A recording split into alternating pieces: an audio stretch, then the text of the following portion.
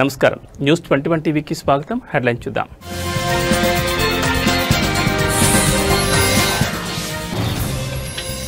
నిలిచిపోయిన స్థానిక సంస్థల ఎన్నికల ప్రక్రియ, బీసీలకు అన్యాయం జరిగిందంటూ పరస్పర ఆరోపణలు.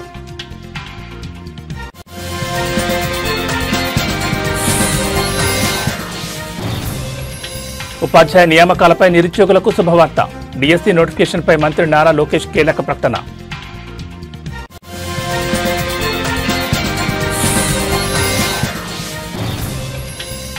బంగాళాఖాతంలో మరో అల్పపీడనం, రాబోయే వారం రోజుల్లో తెలంగాణలో భారీ వర్షాలు కురిసే అవకాశం.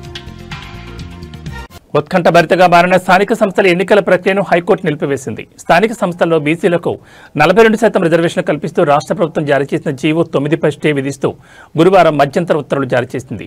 జీవోపై స్టే ఇవ్వడంతో ఎన్నికల ప్రక్రియ నిలిచిపోయింది. మొత్తం రిజర్వేషన్లు 50 దాటరాదని సుప్రీంకోర్టు విధించిన పరిమితిని రాష్ట్ర ప్రభుత్వం ఉల్లంఘించిందన్న పిటిషనర్ల వాదనలతో హైకోర్టు ఏకీభవించింది. దీనిపై వివరణ ఇవ్వాలని రాష్ట్ర ప్రభుత్వానికి నోటీసులు జారీ చేసింది. కౌంటర్ దాఖలు చేయడానికి ప్రభుత్వానికి 4 వారాలు, ప్రభుత్వ కౌంటర్కు ప్రత్యుత్తరం ఇవ్వడానికి పిటిషనర్లకు 2 వారాల సమయం ఇచ్చింది. విచారణను 6 వారాలకు వాయిదా వేసింది. బీసీ రిజర్వేషన్లకు మద్దతుగా బీసీ నాయకులు, బీసీ సంఘాలు దాఖలు చేసిన దాదాపు 60 ఇంప్లీట్ పిటిషన్లను విచారణకు స్వీకరిస్తున్నట్లు హైకోర్టు పేర్కొంది.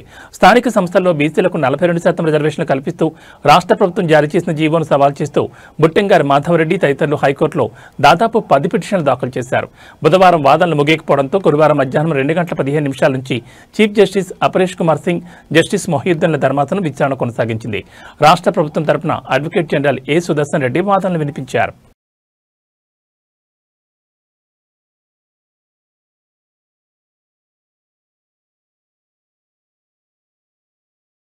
రాష్ట్ర నిరుద్యోగులకు ఏపీ సర్కార్ మరో గుడ్ న్యూస్ చెప్పింది. వచ్చే ఏడాది జనవరిలో మరో డిఎస్సీ నోటిఫికేషన్ విడుదల చేయనున్నట్లు ప్రకటించింది. ఈ మేరకు విద్యాశాఖ మంత్రి నారా లోకేష్ కీలక ప్రకటన వెలువరించారు. అంతకంటే ముందు ఈ ఏడాది నవంబర్ చివరి వారంలో టెట్ పరీక్ష నిర్వహించాలని భావించారు. పాఠశాల విద్య, ఇంటర్మీడియట్, కళాశాల విద్య ఉన్నతాధికారులతో జరిపిన సమీక్షలో ఈ మేరకు మంత్రి లోకేష్ స్పష్టం చేశారు. ప్రతి ఏటా డిఎస్సీ ద్వారా టీచర్ పోస్టుల భర్తీకి ఇచ్చిన హామీకి కట్టుబడి ఉంటామన్నారు. ఈ సందర్భంగా డిఎస్సీ వివరాలను వెల్లడించారు. ఇందులో భాగంగా ఈ ఏడాది నవంబర్లో టెట్ నోటిఫికేషన్, ఇక వచ్చే ఏడాది జనవరిలో డిఎస్సీ నోటిఫికేషన్ ఉన్నట్లు వెల్లడించారు. అదే ఏడాది మార్చిలోనే డిఎస్సీ పరీక్షలు నిర్వహించి ఉద్యోగ నియామకాలు చేపట్టనున్నట్లు వెల్లడించారు. అంతేకాకుండా ఇకపై ఏటా డిఎస్సీ నిర్వహించనున్నట్లు మంత్రి లోకేష్ చెప్పారు. ఈ మేరకు ఏర్పాట్లు చేయాలని అధికారులను ఆదేశించారు. ఇక ఇప్పటికే మెగా డిఎస్సీ నియామక ప్రక్రియ పూర్తయిన సంగతి తెలిసిందే. ఇందులో ఎంపికైన అభ్యర్థులు అక్టోబర్ 13వ తేదీ నుంచి బడుల్లో చేరనున్నారు. ఇక మెగా డిఎస్సీలో ఉద్యోగాలు పొందని వారంతా వచ్చే టెట్ డిఎస్సీలకు సన్నద్ధం కావాలని మంత్రి లోకేష్ సూచించారు. కొత్త డిఎస్సీ నిర్వహణ తర్వాత వచ్చే విద్యా సంవత్సరం ప్రారంభం నాటికి కొత్త ఉపాధ్యాయులు విధుల్లో చేరేలా ప్రణాళికలు రూపొందిస్తున్నట్లు తెలిపారు. అలాగే స్పెషల్ డిఎస్సీపై కూడా మంత్రి లోకేష్ క్లారిటీ ఇచ్చారు.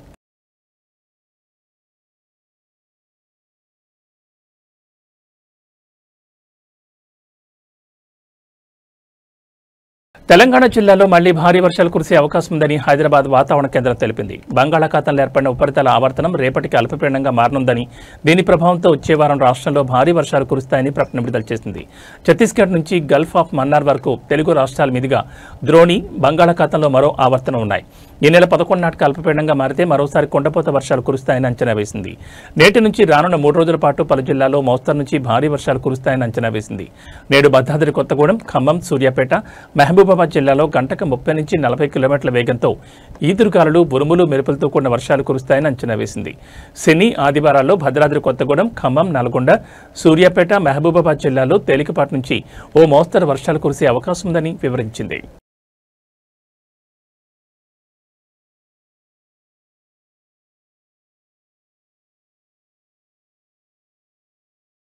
ప్రపంచవ్యాప్తంగా ఎంతో ప్రతిష్టాత్మకంగా భావించే నోబెల్ శాంతి బహుమతి విజేతను ఈ రోజు ప్రకటించనున్నారు. శాంతి కోసం కృషి చేసిన మహనీయులు ఎవరు, ఈసారి ఈ గౌరవం ఎవరికి దక్కుతుందని ఉత్కంఠ సర్వత్రా నెలకొంది.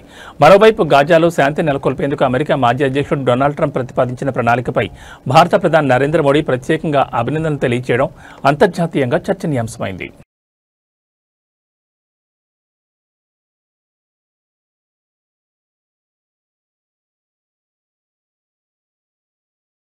దేశంలోని అత్యంత ధనవంతుల సంపద ఈ ఏడాది గణనీయంగా తగ్గినప్పటికీ రిలయన్స్ ఇండస్ట్రీస్ అధినేత ముఖేష్ అంబానీ మరోసారి భారతదేశంలో అత్యంత సంపన్నుడిగా తన స్థానాన్ని బదలపరుచుకున్నారు.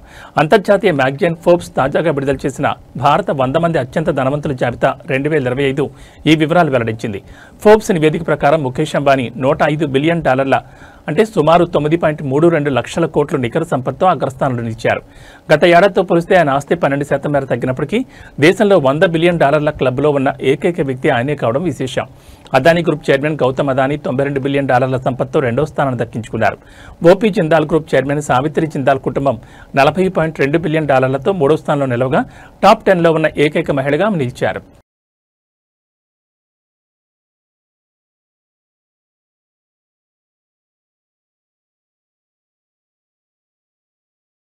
డ్రగ్స్ మాఫియా హైదరాబాద్ మహానగరం డ్రగ్స్ రవాణాకు అడ్డాగా మారుతున్నట్లుగా తాజాగా వెలుగు చూసిన ఘటనలు స్పష్టం చేస్తున్నాయి. పోలీసులు నిర్వహించిన మెరుపు దాడిలో ఏకంగా 72 కోట్ల విలువైన డ్రగ్స్ సీజ్ చేశారు.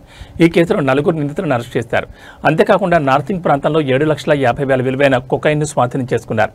ఇంత భారీ మొత్తంలో డ్రగ్స్ ఎక్కడి నుంచి వచ్చాయి, దీని వెనుక ఉన్న ముఠా ఎవరిది అని పోలీసులు ఆరా తీస్తున్నారు.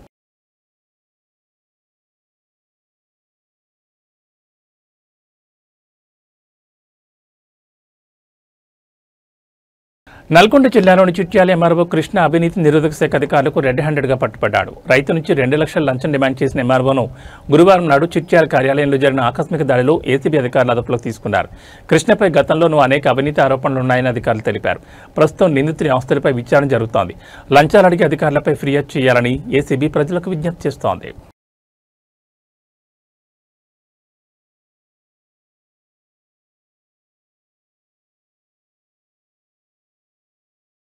ఖమ్మం జిల్లాలో జరిగిన దారుణ హత్య కేసు విచారణలో పోలీసులు గుర్తించిన షాకింగ్ వివరాలు సాంకేతికత దుర్వినియోగానికి అద్దం పడుతున్నాయి. నిందితులు తమ నేరాన్ని పక్కా ప్రణాళికతో అమలు చేసేందుకు యూట్యూబ్లో వీడియోలను ఆయుధంగా ఉపయోగించారు. పోలీసుల దర్యాప్తులో తేలిన వివరాల ప్రకారం నిందితులు ప్రధానంగా 2 అంశాలపై యూట్యూబ్లో శోధించి వీడియోలు చూశారు. హత్యను ఎలా చేయాలి, తక్కువ శబ్దం తక్కువ ప్రతిఘటనతో నేరాన్ని ఎలా పూర్తి చేయాలని అనే అంశాలపై వీడియోలు చూశారు. హత్యకు ఉపయోగించే ఆయుధాలను ఎలా ఎంచుకోవాలి మరియు వాటిని ఎలా ఉపయోగించాలి అనే వివరాలను కూడా వారు యూట్యూబ్ ద్వారా నేర్చుకున్నారు. నేరం తర్వాత పోలీసులకు దొరకకుండా ఎలా తప్పించుకోవాలి, ఆధారాలు లేకుండా మృతదేహాన్ని లేదా నేరం జరిగిన ప్రదేశాన్ని ఎలా శుభ్రం చేయాలి అనే అంశాలపై ఎక్కువగా శోధించారు. వేలిముద్రలు, డిఎన్ఏ వంటి కీలక ఆధారాలు మిగలకుండా ఉండేందుకు తీసుకోవాల్సిన జాగ్రత్తల గురించి వీరు ఆ వీడియోల ద్వారా తెలుసుకున్నారు. ఫోరెన్సిక్ ఆధారాలను ఎలా చెరిపివేయాలనే దానిపై వారికి అవగాహన పెరిగింది. పోలీసులు నిందితుల మొబైల్ ఫోన్లలోని బ్రౌజింగ్ హిస్టరీ మరియు యూట్యూబ్ వాచ్ హిస్టరీని క్షుణ్ణంగా పరిశీలించినప్పుడు ఈ నిజాలు వెలుగులోకి వచ్చాయి. టెక్నాలజీ, ముఖ్యంగా ఆన్లైన్ కంటెంట్ నేరాలకు శిక్షణ వేదికగా మారుతున్న తీరుపై ఇది తీవ్ర ఆందోళన పెంచుతోంది.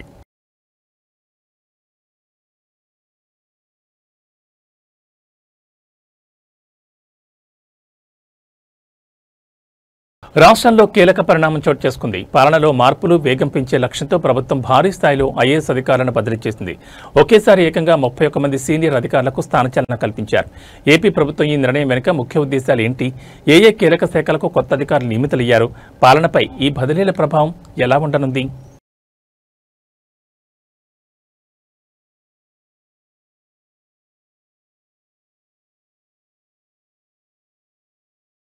ఆంధ్రప్రదేశ్ పాలనలో కీలక బాధ్యతలు చేపట్టిన ఉప ముఖ్యమంత్రి జనసేన అధినేత పవన్ కళ్యాణ్ క్షేత్రస్థాయి పర్యటనలో ప్రజలకు అండగా నిలుస్తున్నారు. ముఖ్యంగా తూర్పుగోదావరి జిల్లాలోని ఉప్పాడ తీర ప్రాంత వాసులు ఎదుర్కొంటున్న అతిపెద్ద సమస్యపై ఆయన దృష్టి సారించారు. ఎన్నో ఏళ్లుగా పరిష్కారం కాని ఈ సమస్యను కేవలం 100 రోజుల్లో పరిష్కరిస్తానని పవన్ కళ్యాణ్ గట్టి హామీ ఇచ్చారు. ప్రజా సమస్యలపై ఆయన చూపుతున్న వేగం, చిత్తశుద్ధిని ఈ హామీ స్పష్టం చేస్తోంది.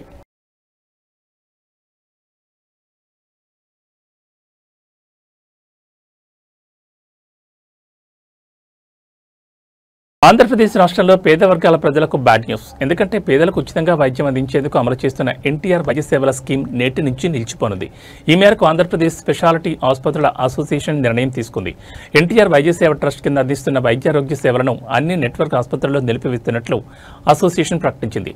ఇవాళ నుంచి సేవలు నిలిపివేస్తున్నట్లు ఆంధ్రప్రదేశ్ స్పెషాలిటీ ఆసుపత్రుల అసోసియేషన్ ఆశా ప్రకటించింది.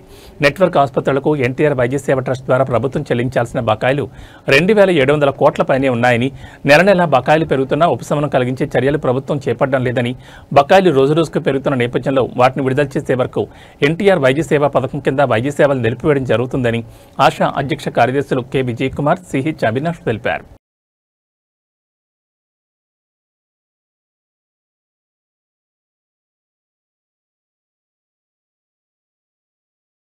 స్వదేశంలో వెస్టిండీస్తో జరుగుతున్న 2 match test series clean sweep చేయడంపై టీమిండియా కురిపెట్టింది. ఇప్పటికే అహ్మదాబాద్లో ముగిసిన మొదటి టెస్టులో ఘన విజయం సాధించిన భారత్ ఈ మ్యాచ్లోనూ గెలిచి ఐసీసీ వరల్డ్ టెస్ట్ ఛాంపియన్షిప్ 2025-27 సైకిల్లో పాయింట్లను పెంచుకునేందుకు సిద్ధమైంది. ఇందులో భాగంగా ఢిల్లీలోని అరుణ్ జైట్లీ స్టేడియం వేదికగా జరుగుతున్న 2వ టెస్టులో టాస్ గెలిచిన కెప్టెన్ శుభ్మన్ గిల్ బ్యాటింగ్ ఎంచుకున్నాడు.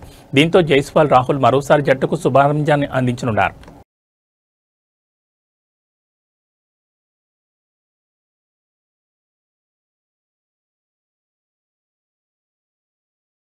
పవర్ స్టార్ పవన్ కళ్యాణ్, దర్శకుడు హరీష్ శంకర్ కాంబినేషన్లో వస్తున్న ఉస్తాద్ భగత్ సింగ్ చిత్రంపై నెలకొన్న సందిగ్ధతకు పూర్తిగా తెరపడకపోయినా నిర్మాతలు మాత్రం ఓ కీలక స్పష్టత ఇచ్చారు. పవన్ కళ్యాణ్ తన షూటింగ్ భాగాన్ని ఇప్పటికే పూర్తి చేశారు. ప్రస్తుతం సినిమా చిత్రీకరణలో మరో 20 నుంచి 25 రోజుల పని మిగిలింది. నిర్మాత రవికిరణ్ మాట్లాడుతూ ప్రేక్షకులకు అనుకూలంగా ఉండే సరైన డేట్ని చూసి సినిమాను విడుదల చేస్తామని స్పష్టం చేశారు. వారు ఇంకా అధికారిక విడుదల తేదీని నిర్ణయించలేదు. ఈ చిత్రం 2026 సమ్మర్ సెలవుల్లో ప్రేక్షకుల ముందుకు వచ్చే అవకాశం ఉందని సినీ వర్గాల్లో గట్టి చర్చ జరుగుతోంది. గతంలో 2026 మహాశివరాత్రికి విడుదలవుతుందన్న వార్తలు వచ్చినా అది కేవలం ప్రచారం మాత్రమేనని నిర్మాత తేల్చి చెప్పారు. దీపావళి పండుగ సందర్భంగా లేదా ఈ నెలలోని సినిమా విడుదల తేదీపై అధికారిక ప్రకటన వచ్చే అవకాశం ఉందని కూడా వార్తలు వస్తున్నాయి.